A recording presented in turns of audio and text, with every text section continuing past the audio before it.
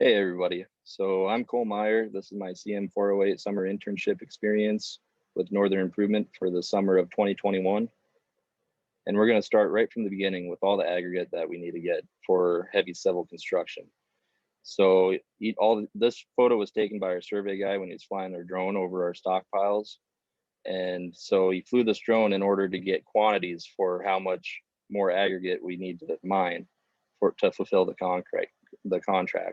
So this contract is for Knife River for the concrete sand. And so we're mining up sand, and he flew over. He was able to obtain quantities from the photos taken from the drone. And then we can compare that to the amount of sand that we've sold and compared to the amount of sand that needs to be sold, and figure out when we can shut down our mining operation. Through this operation, we're also adding some to our class 5 pile too for our aggregate bases on the roads.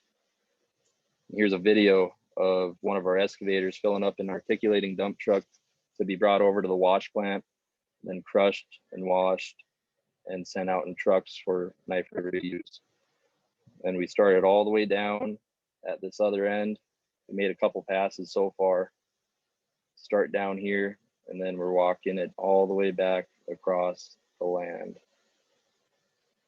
And then we'll end up making another pass once we reach the end, all the way down here.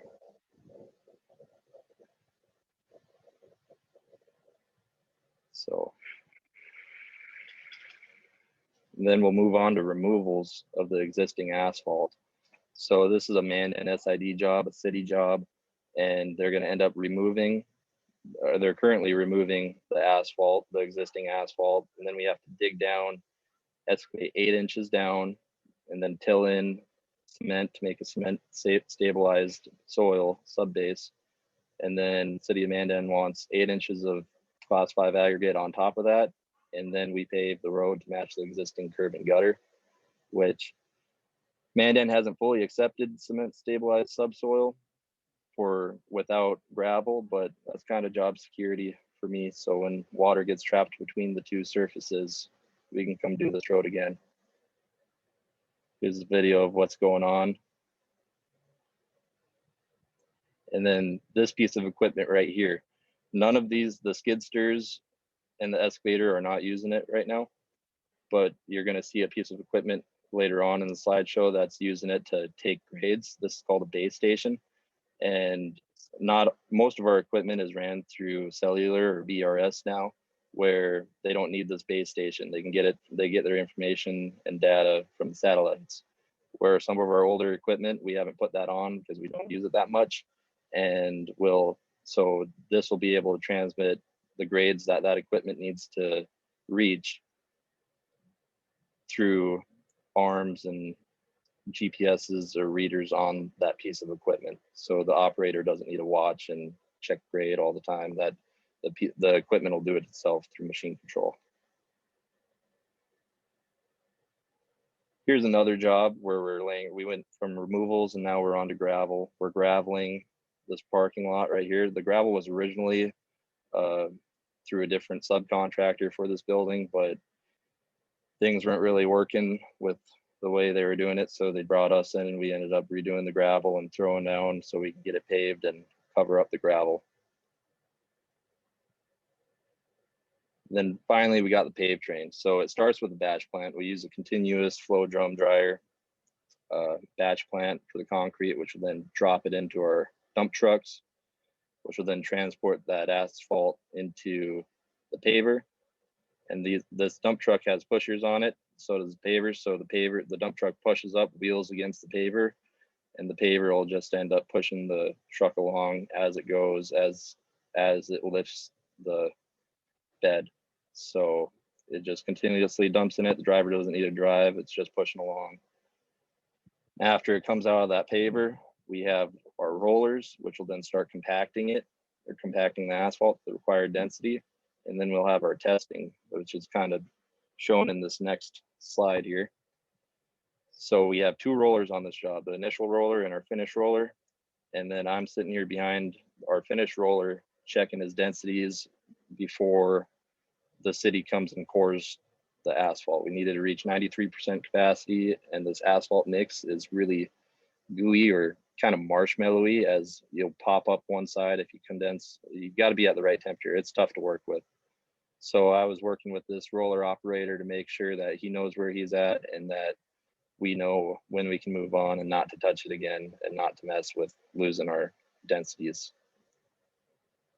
This is a nuclear gauge. It uses americium 214 and cesium 137 in order to radioactive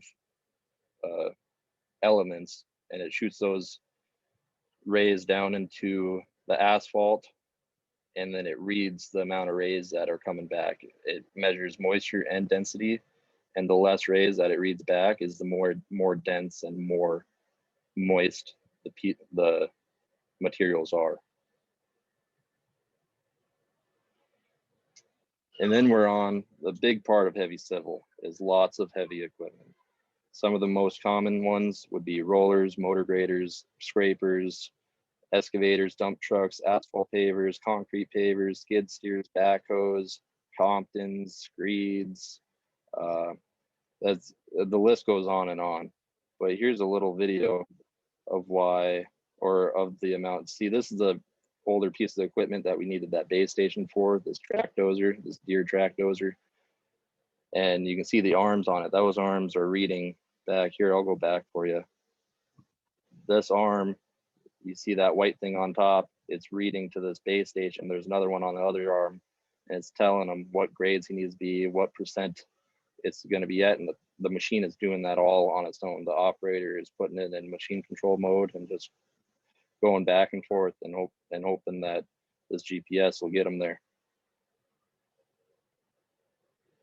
And then we're moving. We got 1, 2, 3, 4, 5, 6, 7,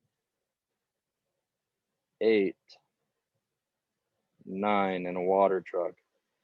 9 pieces of equipment right there, plus the 3 in the road brings us to 12, plus 3 more on the other side of the road brings us to 15 pieces of equipment on this job just right now during removals. And so as you can see, there's a lot of big toys to be playing with. We had 2 pneumatic rollers, a sheep's foot, a track dozer, 2 skid steers, 2 water trucks, excavator, dump trucks coming around. We got a lot to be working with. And that brings us into what interested me, and heavy equipment was a big one. I like hopping in heavy equipment. I like being able to run them well. I know if you can't run them well, I mean, you can always read the manual and figure out what button to press or what button does what, but you really don't get good at them unless you're hopping in them and kind of playing with them, trying to get your technique down and get your cycles down and really trying to figure out the machine. And that's really why I like this industry, because they're so powerful, and it's a lot of responsibility, and it's a lot of fun to be able to get in one of those and be able to work it well. And then there's large projects. It's some projects you bid, they're 5 miles long, 10 miles long, highway jobs or insane DOT jobs.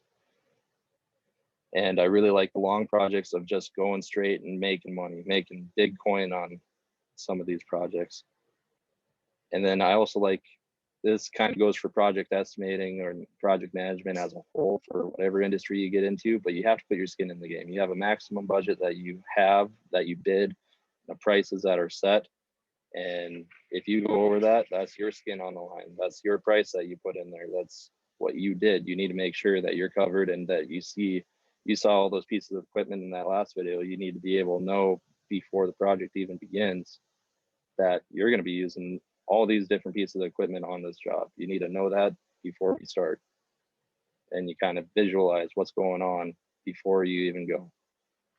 Then lastly, the big thing for me compared for heavy civil versus vertical building would be, this is mostly blow and go work, where you have different phases. You're graveling, you're paving, and once you're doing that, you're going. It's not too bad. It's not, and I compare it to, like, you're not counting doorknobs for every single door on a hospital building, or every single window latch, or every single light bulb. You don't have to do that. At most, you're counting traffic signs. but I really do enjoy that part of the work. I don't know if I don't know if I'm cut out to cut or count doorknobs. But thank you for listening. I hope you guys look a little bit further into heavy civil after this presentation, and maybe it's a career path for you. So have a good one.